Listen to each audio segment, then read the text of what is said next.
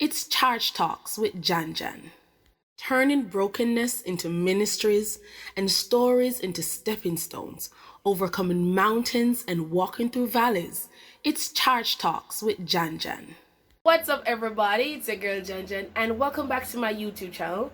It is Thursday, May 20th, and I am so blessed to have you guys here. If you like the videos, please remember to give them a thumbs up, leave your comments below, and if you have not yet done so, please subscribe to the channel and hit the notification bell so you never miss another update.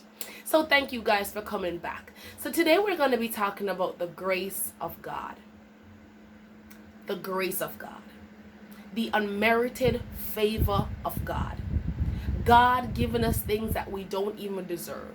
Giving us things that are beyond our wildest imagination. Putting us in jobs that we're not even qualified for. Putting us in situations that we're not even qualified for. Doing things for us that we should not even get. But that is the grace of God. It's given more than we even deserve. And God is so beautiful and bountiful in his grace. He says it in Hebrews chapter 4 and verse 16. It says, let us come boldly to the throne of grace, that we may obtain mercy in the time of need. And that is so beautiful that God extends an invitation to us to come and experience and share in his word, to come and experience and share in his blessings, even when we don't deserve it, even when we made the stupidest decision, even when we made the most jacked up decision ever, even when we have just, done everything or said something that just remotely and utterly is not even what God wanted you to say, but you said it nonetheless. God says, you know what, listen, I'm going to pardon that. I'm going to give you some grace. I'm going to allow you to realize that it's not by your strength. It's not by your might. It's not by your power, but it's by my power. It's by my strength. It's by me, God, who sent my son to lay down his life so that you may have life and have it more abundantly. It's God saying, you know what? Excuse the fact that you are not even qualified. But I don't care about that, because when I call you, I'll qualify you. When I bring you into this situation, I'm going to put you in a position where you can stand and speak my word.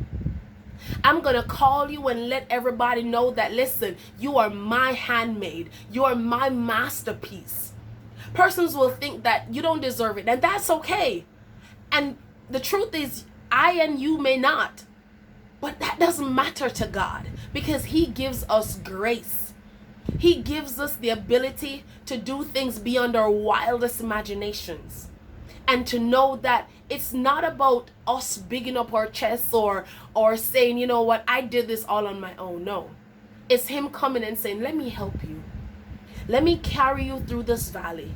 Let me take you over this mountain. Let me take you through the fiery furnace. Let me do for you what you cannot do for yourself. A lot of times I go through situations, and sometimes I say, God, I know I cannot do this. I don't even have to ask. I am sure that I cannot do this.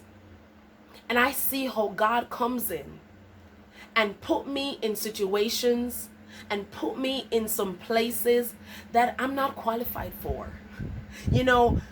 If it was by my own skill sets, I would not have gotten there. And I see how God elevates and how God moves and how he makes room for his children. It tells us in Proverbs that a man's gift will make room for him. And when I see that happening in my own life, in my own space, I can say, God, this is not me. I don't deserve this. But God sits there and he's like, I know you don't deserve it, but that's my grace. I know you couldn't do this on your own, but that's my grace.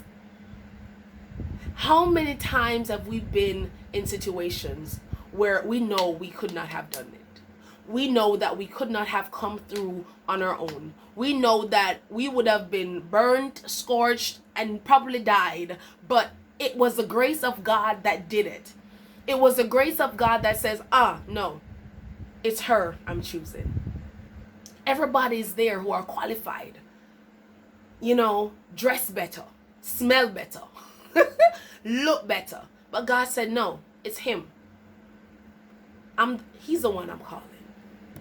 Isn't it amazing how God's grace just beautifies us and extend our borders? And then we don't have to keep doing these things for ourselves because God's grace carries us. Not to say that we don't need to do anything, but it's the blessing and the grace of God that when he decides that, you know what, it's time for me to elevate you. It's time for you to be fat and flourishing. It's me that's going to allow you to grow and blossom and flourish. It's me, God, who's going to do that. So whenever time you're going through anything in your life, any turmoil, any ups, any downs, anything that cannot seem to pan its way out, just say, okay, God, okay, I need something that I don't have. I need your grace. He says his grace is sufficient to keep us. Sometimes we're going through things like how Paul went through, and Paul sought the Lord 3 times. And I can just imagine, it's like Paul is saying, God, I can't do this. Like I've cried, I've prayed, I've fasted, I've praised you, I've worshipped, but it's still here. And God is saying, my grace is sufficient to keep you. You may think that you can't go through this situation, but he's saying, my son, my grace is sufficient to keep you. You may think that, you know what, I cannot do this, God. He's saying, my child, my grace is sufficient to keep you. So I just want to thank God today for his grace and his favor. I just want to thank God that he decided to do it for me. And not just for me, but for you. Because we cannot do it on our own. We need God.